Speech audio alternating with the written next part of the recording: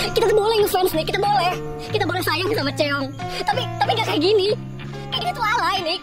Lu lihat, Cheong tuh sedih lihat lo kayak gini nih. Udah Nick, jangan.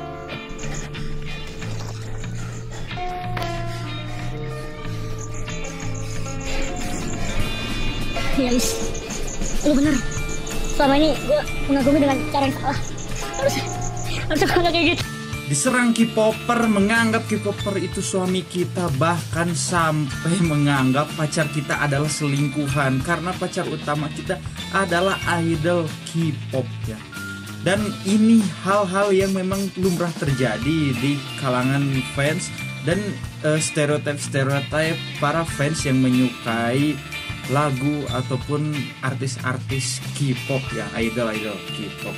Dan bahkan baru-baru ini juga rame banget tentang postingan Piala Dunia yang saat itu Jungkook ya nyanyi lagu Dreamer ya, yang dia anggap beberapa kalangan atau pecinta sepak bola tidak cocok dengan lagunya dan hanya sekedar mencari traffic dari K-popper, yang sebenarnya K-popper juga cenderung tidak terlalu suka dengan sepak bola karena ya mungkin lebih ke cewek-cewek yang memang nggak tahu bola ya, dan juga cowok-cowok yang nggak terlalu suka aktivitas fisik ya. Karena ya terlihat aja dari artisnya aja itu kan terlihatlah bentuk yang feminim ya, feminim dari sisi manusiawi kita gitu, lebih kasih sayang, lembut dan sebagainya. Nah, memang ini akan menjadi suatu kontroversi kalau fans bola sama fans K-pop ini beradu, karena di internet dua fans ini itu memang fanatik dua-duanya. Tapi yang jadi catatan dan yang bakal gue bahas sekarang adalah kenapa fans K-pop gitu, dan juga bagaimana K-pop ini bisa membentuk sebuah kultus ya, pengkultusan gitu. Karena di sisi lain bahwa kita harus paham bahwa fenomena K-pop ini ya, artis-artis Korea yang khususnya di bidang tarik suara atau nyanyi, itu hanyalah suatu industri yang bakal menjadi gelap yang emang udah terjadi di Jepang. Kenapa kita samain di Jepang? Karena konsep idol group yang di fans yang dilukan dan sebagainya itu udah terjadi lama di Jepang. Langsung aja kita bahas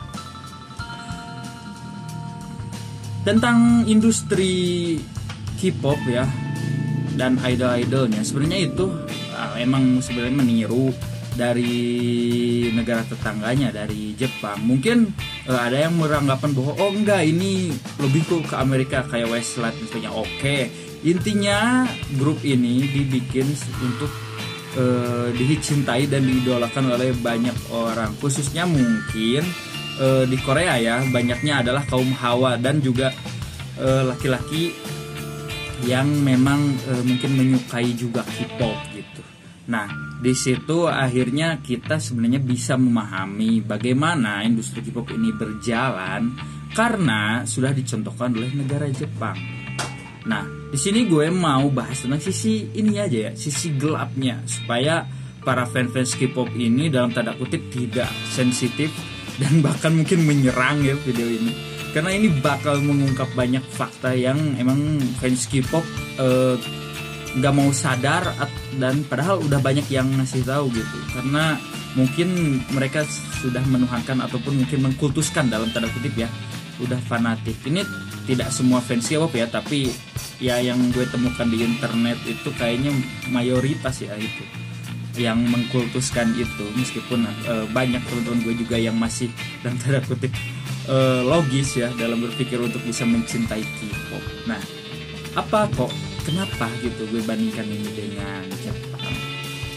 Di Jepang itu kita bisa ambil adalah Jepang ini memiliki industri kreatif ataupun industri seni yang emang pesat banget gitu, dan ini juga diulang gitu oleh negara tetangganya yaitu Korea Selatan ya, yang memang sekarang menghadirkan artis-artis K-pop gitu, dimana pada akhirnya kalau kayaknya gitu merujuk tentang idol itu lebih ke banyak kontribusi agensi. Kenapa kok bisa banyak kontribusi agensi?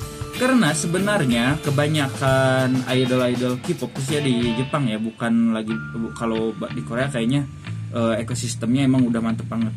Kalau di Jepang awal-awal ya itu lebih ke kayak para musisi dikumpulin di bawah label gitu. Mungkin musisi ini belum terkenal, belum punya nama dan sebagainya, dikumpulin, dibikinlah sebagaimana mekanisme menjadi idol group, dan itu dipersiapkan untuk bisa disukai, baik itu lagunya ataupun artisnya secara fisik, bahkan mungkin yang paling parah itu secara seksual ya, yang terjadi sekarang di AKB 48 yang banyak ditiru di negara-negara lain. Kayak di Indonesia ada JKT gitu, JKT48. Nah, dimana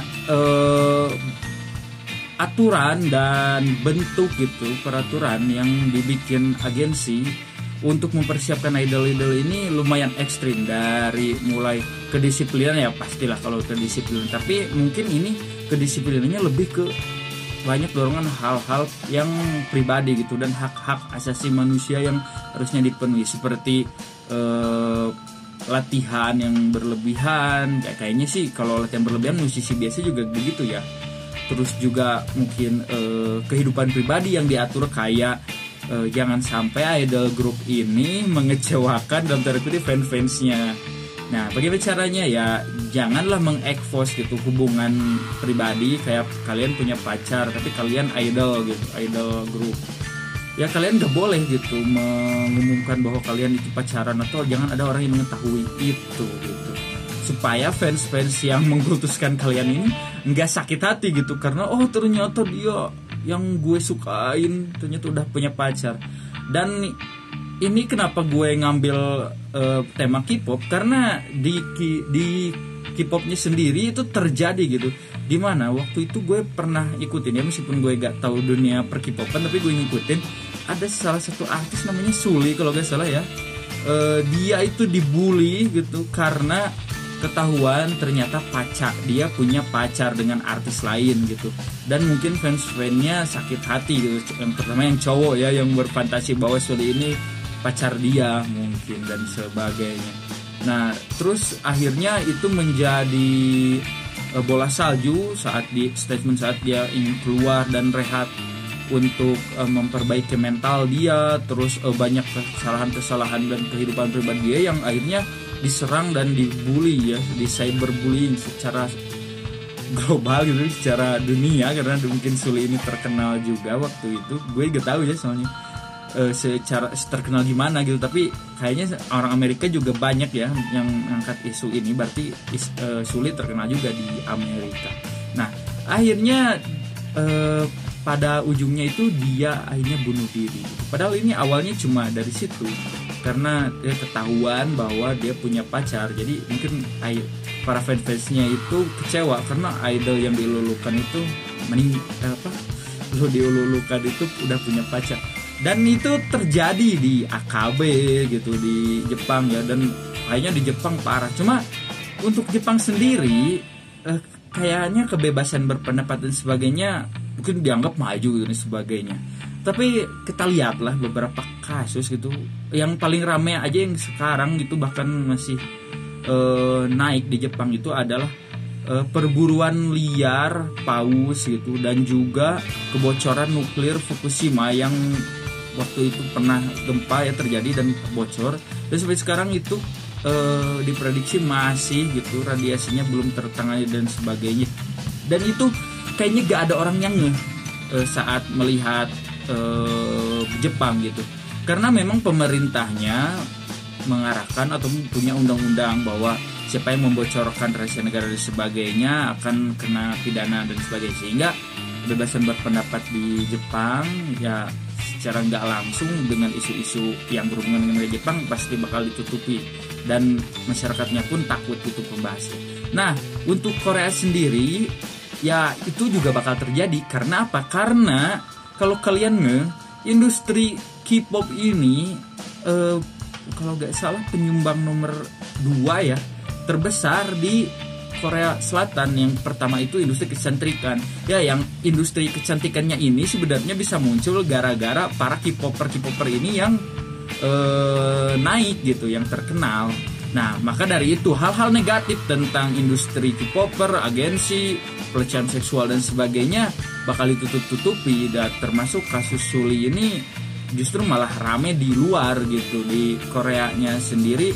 Kayak ya kasus bunuh diri mungkin udah terbiasa ya di negara-negara Asia Timur ya. Ini biasanya terjadi karena pesatnya ekonomi dan struktur sosial masyarakat yang akhirnya harus mengikuti perkembangan dan pemajuan ekonomi, dan sebenarnya masyarakatnya belum siap gitu.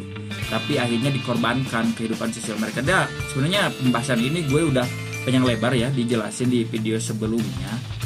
Tapi intinya bahwa memang di negara berkembang gitu, di negara yang pesat itu ekonominya kayak di Asia Timur, Cina, Jepang, dan Korea, cenderung pasti bakal mengeksploitasi apa-apa yang mereka punya ya di industri mereka. Contohnya di China gitu, kasus elektronik murah dan sebagainya, isunya naik lagi karena banyak mempekerjakan buruh-buruh yang tidak dibayar sepadan ataupun murah justru. Dan di Jepang pun kasus kayak kerja berlebihan gitu sampai overtime dan sebagainya jadi masalah utama. Nah, di Korea sendiri khususnya di industri hiburan ya, yang di musik K-pop ini banyak sekali desas-desus kasus, bahkan banyak wawancara dan pengakuan dari para pelaku kesenian ini, dari mulai dari pihak agensinya, manajer, terus artis-artisnya juga banyak yang mengaku, bahkan ya ada buktinya yang bunuh diri dan sebagainya. Dan itu bukan satu, mungkin yang gue tahu itu 3 ya, yang anggota Sunshine, terus Suli, terus satu lagi siapa ya, lupa lagi ya. Intinya temannya Suli lah gitu, karena mungkin lebih ke mengikutin pengen bunuh diri dan sebagainya. Tapi intinya tekanan-tekanan seperti ini memang biasanya terjadi. Balik lagi ke pembahasannya, sisi gelap industri kreatif ya, terutama di Korea, dimana bahkan desas-desus, dan ini sebenarnya sulit untuk dibuktikan karena bukti-bukti kriminal dan sebagainya masih sedikit, dan mungkin pemerintah Korea juga menutupi ini karena mungkin takut juga ya, mungkin diserang sama para aktivis HAM. Tapi banyak sekali di dalam agensi-agensi ini pelecehan seksual gitu yang dilakukan. Jadi kayak kalian contohnya saat kecil punya cita-cita untuk jadi K-pop ya, idol gitu. Akhirnya kalian masuk agensi gitu, masuk manajemen, terus dilatih lah dengan seleksi yang ketat dan sebagainya, dilatih dan sebagainya. Mungkin saat sebelum kalian terkenal untuk melobi-lobi ya, melobi-lobi produser dan sebagainya, kalian mungkin kalau cewek harus di casting coach dan sebagainya. Intinya menjurus ke seksualitas untuk bisa melayani para produser atau pemodal dan sebagainya supaya mau ya dikorbankanlah para idol-idol ini. Dan itu sebenarnya emang terjadi di Jepang juga. Cuma kayaknya di Jepang itu apa ya, privasi dan harga diri perempuan itu kayaknya di Jepang itu murah banget. Karena balik lagi mungkin ke kehidupan yang berat dan susahnya hidup ya, meskipun terlihat negaranya maju, tapi ya masyarakat untuk makan dan sebagainya kan harus bekerja berlebihan gitu. Bahkan untuk mempunyai anak pun itu harus bekerja berat gitu, dan itu banyak gitu cerita-cerita dan sebagainya. Bahkan di Korea pun saking stresnya banyak sekali gerakan child free ya, untuk gerakan tidak mempunyai anak, bahkan untuk menolak menikah pun itu banyak terjadi gitu. Ya kalau di Jepang mah cewek kayaknya nomor berapa gitu, dari mulai mafia ya menguasai industri pornografi ya, dan juga banyak prostitusi yang dilakukan secara sadar oleh anak-anak SMA untuk bisa mempertontonkan bagian tubuhnya, karena mungkin dia pengen sekolah dan kuliah dan sebagainya, dan tingkat stres di kalangan anak sekolah yang baru lulus dan sebagainya sangat tinggi ya. Ya akhirnya itu menjadi masalah sosial ya yang terjadi di Asia Timur. Tapi balik lagi ke Korea ya. Ini kayaknya gue terlalu luas ya bahasannya. Lagi karena lebih ke bahas Jepang, Korea dan Cina juga ya. Tapi gak apa-apa lah. Biar ini perspektifnya biar nggak seolah-olah gue menyudutkan Korea gitu. Karena ini emang terjadi gitu. Yang memang jenis-jenisnya negara-negara yang perkembangan ekonomi dan industrinya pesat pasti mengorbankan masyarakat dan sosialnya gitu, seolah-olah kayak hak mereka layak hidup dan sebagainya mungkin akhirnya hanya sekedar menjadi kapital dan angka gitu karena negara mendorong industri gitu. Nah balik lagi ke sisi kelamnya yang tadi ya, agensi yang baru sampai agensi. Nah, selain harus melayani om-om ya dan terkutip seorang produser yang dan sebagainya, banyak juga ya kehidupan artis K-pop yang diatur oleh agensi supaya tidak mengecewakan fans dan juga untuk kepentingan industri. Ya yang tadi kayak gak boleh ketahuan pacaran si idolnya gitu. Terus mungkin idolnya sebenarnya bad boy dan sebagai aslinya bad boy, mungkin yang suka ngerokok ataupun yang suka main cewek, tapi pas di kamera di atas panggung harus terlihat cute, terlihat lucu, humoris dan sebagainya. Tergantung mungkin nanti persona yang bakal dikenalkan ke publik dan sebagainya. Bahkan gini ya perbandingannya itu. Kita lihatlah Amerika, meskipun di Amerika sama-sama kapital, sama-sama tingkat stresnya tinggi dan sebagainya, tapi industri kreatif mereka udah berkembang pesat sehingga para pelaku-pelakunya pun banyak yang merasa nyaman dan bahkan menjadi diri mereka sendiri. Contohnya apa? Banyak yang bikin lagu ya. Ini kan konteksnya musik Korea ya. Anda bikin lagu musisi Amerika tuh cari keresahan dari saat mereka miskin, terus saat mereka kena broken home gitu, terus lagi sakit hati, terus isu perang mereka suarain, terus rasisme, bikinlah band ini rasnya ini semua anggotanya ternyata orang Albania atau orang kulit hitam dan sebagainya, bikin lagu dan sebagainya, sehingga keresahan mereka tercurahkan meskipun mereka harus mengikuti kebutuhan industri ya. Mungkin dari 12 lagu dalam satu album yang mereka rilis, mungkin 10 lagu dalam satu album yang mereka rilis, 2 buat komersil yang nyari penonton gitu, yang untuk menjadi penonton mainstream biar pendapatannya gede, yang 8 mungkin yang 5 lagunya buat keresahan mereka, bikin lagu tentang cinta-cintaan mungkin dan sebagainya kayak di kita kan juga. Nah, tapi kalau di Korea dari mulai lagu, musik itu harus disesuaikan dengan apa yang akan laku di pasar. Ya, mana ada gitu lagu Korea sekarang ini, setahu gue ya, karena gue referensi lagu Koreanya dikit, tapi gue jamin apa yang bisa mengangkat isu perang Korea Selatan dan Korea Utara yang dibawakan sama idol K-pop gitu. Mungkin kalau film ada kan, tapi lebih ke cinta-cintaan, bukan isu perangnya. Bahkan kan keresahan orang Korea harusnya kan mereka dihimpit sama 2 kekuatan besar gitu, Cina dan Jepang. Dan di utara mereka juga punya saudara yang memusuhi mereka gitu. Dan mereka juga banyak dipengaruhi oleh militer militer Amerika gitu. Militer Amerika banyak di sana gitu. Dan sebagainya itu kan secara keresahan harusnya wah ngeri banget, orang Korea gak berdaulat secara negara mereka gitu, meskipun dianggap maju dan sebagainya gitu. Atau mungkin ada lagu Korea yang mengkritik kenapa K-pop lagunya hip hop, selalu hip hop, langsung IDM, harus kayak ke Amerika-Amerikaan ataupun sebagainya mungkin. Ataupun justru ada lagu K-pop yang mengkritik operasi plastik karena tidak natural. Mungkin ada masyarakat Korea yang masih tradisional yang menganggap bahwa operasi plastik itu di luar norma dan sebagainya.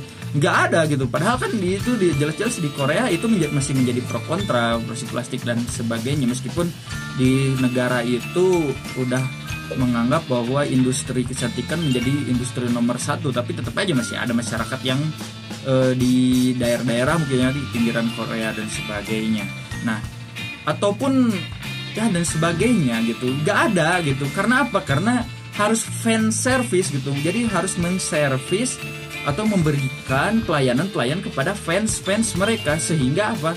Akhirnya banyak sekali pengkultusan ataupun cinta buta dalam tanda kutip ya. Emang kan cinta itu buta gitu. Cuma dalam kontes ini cinta terhadap figur dan sosok K-pop. Nah, yang kalian gak sadari adalah umur K-popper ini pasti pendek secara popularitas.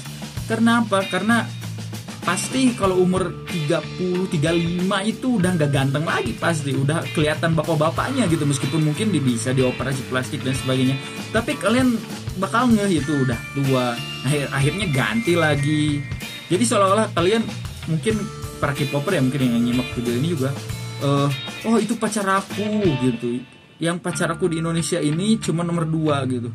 Tapi nanti 3 tahun lagi ganti lagi idolnya gitu kan, dan sebagainya. Itu malah jadi lucu gitu, terkesan lucu tapi ironi. Karena apa? Karena seolah-olah kalian menyukai figur, tapi setelah mungkin dalam tanda kutip kepribadian yang dibuat fake oleh industri Korea itu sudah tidak melekat lagi ke idol itu, kalian buang gitu, mencari lagi yang baru dan sebagainya. Dan itu akhirnya secara enggak langsung para artis K-pop ini tidak memiliki kedaulatan atas diri mereka. Mereka tidak bisa mengungkapkan keresahan dari lagu mereka karena ini grup dan di bawah agensi. Mereka bahkan untuk memilih baju gitu, hal unik dan sebagainya itu udah diatur gitu.